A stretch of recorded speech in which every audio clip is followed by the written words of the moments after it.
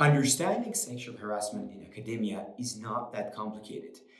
Yet it seems many institutions around the world do not have clear mechanisms or policies to deal with such situations.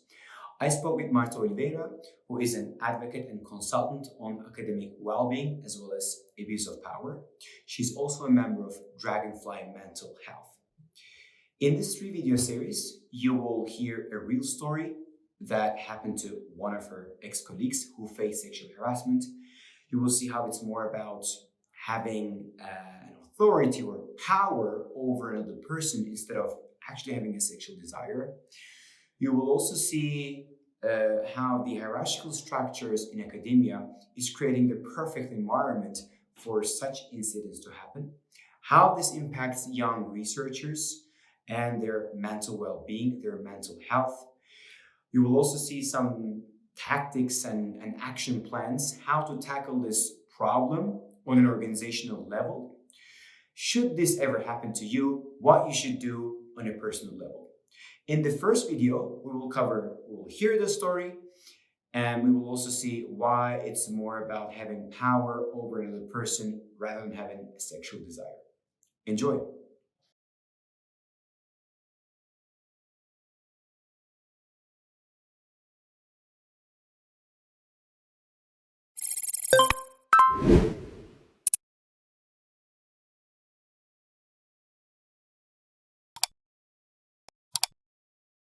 I got interested in this topic precisely once I got in touch with Jane's story. So I will use this fictional name now. And I also have her consent to talk about the story and also to capitalize on the story.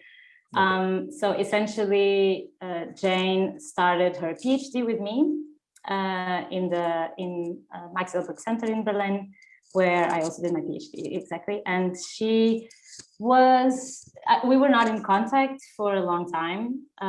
While for these 3 years that we were not in contact, then now we know that she was being harassed by the postdoc that was supervising her.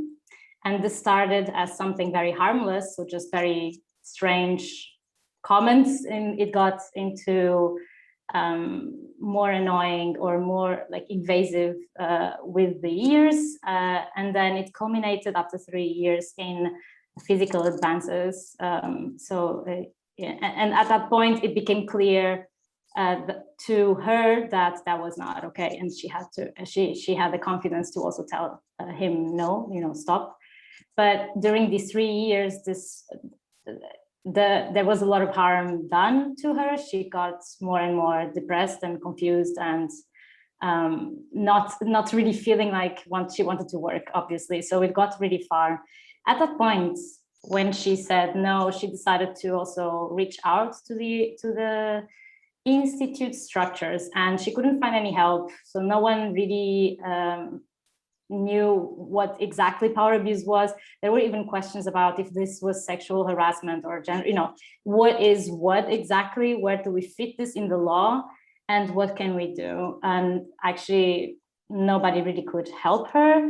So she went also to the supervisor, who essentially told her this was all completely normal, or there was nothing really wrong about this. And actually, if she would make a complaint, she could even ruin his career. So that was even a support towards the postdoc that was the perpetrator. And at that point, the supervisor started ostracizing or making an environment that would be extremely harmful to Jane. And so she had to, at some point, she couldn't work and took sick leave. So that was actually the best thing she did, was to really take sick leave at that point. And when she got back on her feet, she got a lawyer and she came back to the institute. And this is when she asked for help to her friends or people that like me met years before, and we were there, and then we were really angry actually, and so sad for her. And at that point we made an initiative And I was also a student representative, so I was elected, so I could also have some access and people that I knew already inside the institutes. And we were really ready to make some serious demands. We also knew that the institute was liable for this. So we were very confident at that point to go against the directors. But then something interesting happened, which was that they told us, yeah, you're right. You're totally right. We screwed up. We have no idea. We had no idea this was so bad in the institute, and a case like this could result in this. So we apologize and we want to make it better. Do you want to integrate a task force that will define the processes and the policies that need to exist? She finished the PhD. I don't know if I finished the story, but maybe I can just add that she, in the end, switched the professor. She managed to finish the PhD under the supervision of another professor who was an ally and could also go a bit more straight against the other professor that kept on bullying her even at a distance. So this was important, but she of course quit academia, right? So and she was a really good student. So there's no way you're gonna retain the good scientists that experience something like this, because in this environment. Yeah. One question before we go ahead, just to understand the context. So what do you mean by that? Was it something that you or similar other people have proactively made some suggestions that were neglected before, or was it something that they're just happening here and there, that it was just kind of, it has never reached like the people in the institution who could maybe do something about it? What do you mean by that? I think so. They just didn't know that this was possible, and they thought there would be the structures to take care of someone like that. They thought there would be a safety net, because there are some offices that are supposed to take care of this somehow, like diversity offices or women's representatives. So at least here in Germany, this is quite common, and they somehow thought, someone else is taking care of this. Gotcha. That's what everybody thought. I cannot help her, but someone else will probably help her. And this goes all the way until the directors. So essentially, I think in these cases, it happens a lot that people are not necessarily super evil. It's just that they really have no understanding of the exact problems and who is there to do what, whose the responsibilities are there. It's just like a lot of questions. And I see. Yeah. Can we say it's kind of like a lack of clear mechanisms to deal with this kind of situations in an institutional level, if or when they happen? So this was perhaps a bit unclear and kind of neglected. Not that people, maybe they were personally caring about this, but there is no policy, no initiative, no action plan about it, for whatever reason that is. And no information, no data, No and information. of course, they don't have time, super busy. Gotcha. You said in your blog, and I will quote it, after reviewing the research, we realized that sexual harassment is almost never about sexual attraction, but rather about exertional power.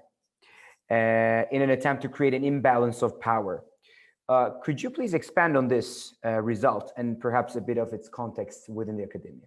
What happened with so specifically with sexual harassment, we saw there's several studies that really show the reason for sexual harassment and what is behind that, and they essentially found like a number of reasons, and exerting power just because it's power, it's good, it feels good to have to feel power. So it was one of the top reasons, and sexual wishes or something, desire was like reason number 8 for someone to commit sexual harassment. So actually that is a misconception about this topic. And also this was also important for us because the typically many institutes and organizations deal with sexual harassment, but they don't deal necessarily with power abuse. And we realized that actually the bigger problem. So like typically the sexual harassment would be embedded in power abuse because it is an abuse of a position of power. So, and there's many more behaviors that don't fit in sexual harassment